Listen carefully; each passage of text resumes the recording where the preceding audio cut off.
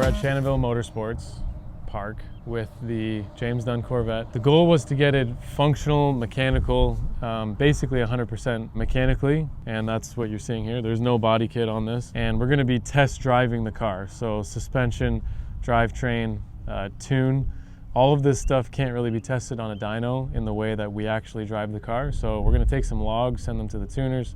We're going to get this thing up to temp, run it through some tires, and just check how everything handles itself. Realistically, things start to go wrong when temps get high. Heat is a race car's worst enemy when it comes to everything. Now, we did this really nice channel here. This channel houses all of the hoses and lines. That's different from my car. All of that stuff on my car runs through the center tunnel. We're not going to have any issues with heat from exhaust or anything like that, which is really nice. Everything comes up through this box here. We haven't cleaned it up, but everything comes up through this box. So what we did in here, 2 screens, because why not? So this screen, we have a Haltech IC7. This basically just does your tach and your rev lights across the top. When you're driving, honestly, you're not looking at any screens. You're literally just focused on where you're going. So the screens are useless for that. When something happens, to immediately look down and have a quick visual representation of nitrous pressure, EGTs, your oil temperature, oil pressure, so that's what the big screen in the middle is. That has all of that data laid out. So you can do a quick troubleshoot, immediately see all the data you need. The buttons on the steering wheel will flip between the screens. You can do quick diagnostics on track. You know what's going on. Fuel pressure's good, it's not. Every time I've driven a race car, you're never looking at the screen, but the moment something goes wrong, I want to see data immediately because I want to know what's going on. So I can tell my team, this is what's wrong. I'm radioing, coming in. I have no fuel pressure, I have no oil pressure. They immediately know what to look at. So it's basically just for quick diagnostics and driver information. So that's why we got the 2 screens in there. And it looks really good too. Dude, I can stand on this. This is crazy strong. Amazing.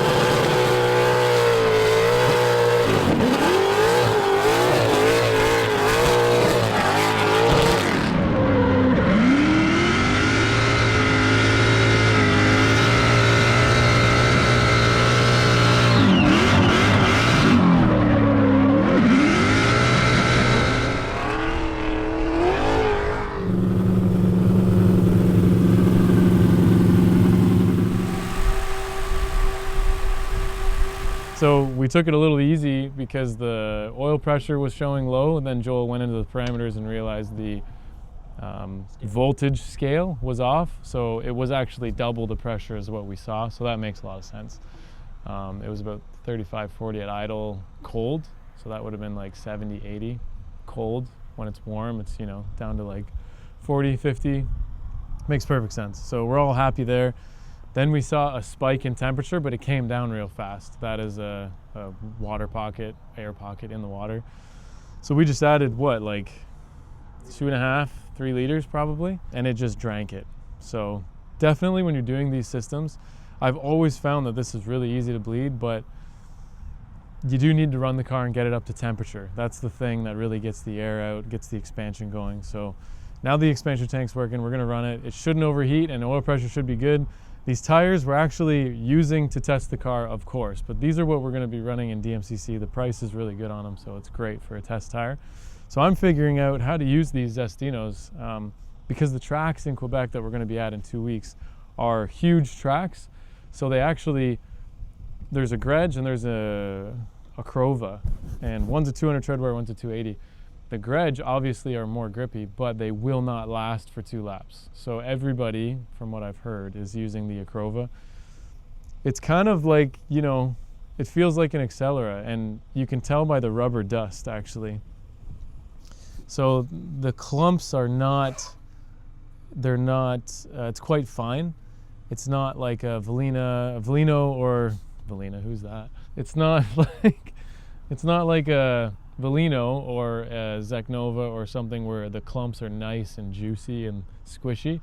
It's a little more fine. They do last quite a while, especially with how abrasive this skid pad is. Like, I would cook off a set of Velinos like instantly. They actually do last pretty long. We're gonna check and change some pressures and do some alignment stuff, because this car feels identical to mine. Feels really similar, it handles really well. The brake pressure, the brake bias, everything I'm really happy with. So now we're just gonna do a quick video with some gas pedal stuff, some throttle body stuff. We're gonna let Joel drive it.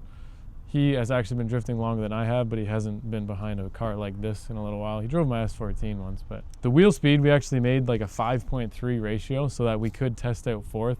When you're in fourth gear, you're getting the RPM matching the drive shaft speed so that you get to feel everything and if it's gonna have some kind of weird harmonic or not. So our drive shaft is actually limiting at 7,600 RPM with the engine. Everything feels really, really nice. Gonna do another test run, another set of tires, get some cool shots, and go from there.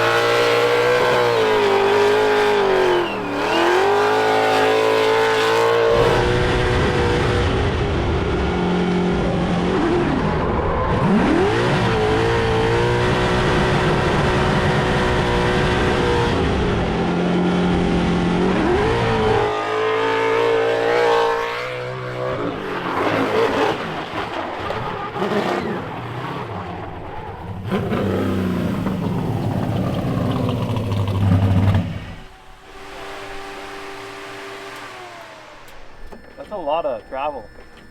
It's so far. It's great for, like, we can shorten it with mounting this whole thing lower to get the ratio different. Because on the dyno we didn't have this second spring, so it's got quite a bit of slack that we could adjust out of it, which would mount it lower. Like,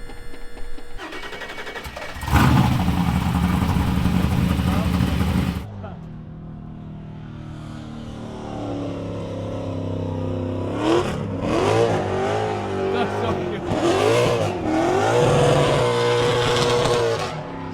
This is so much cooler. Dude.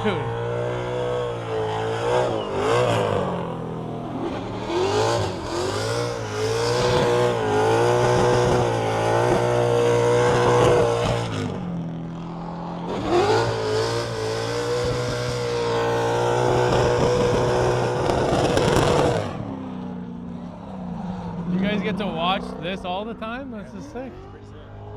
It's cool having Joel because he can drive.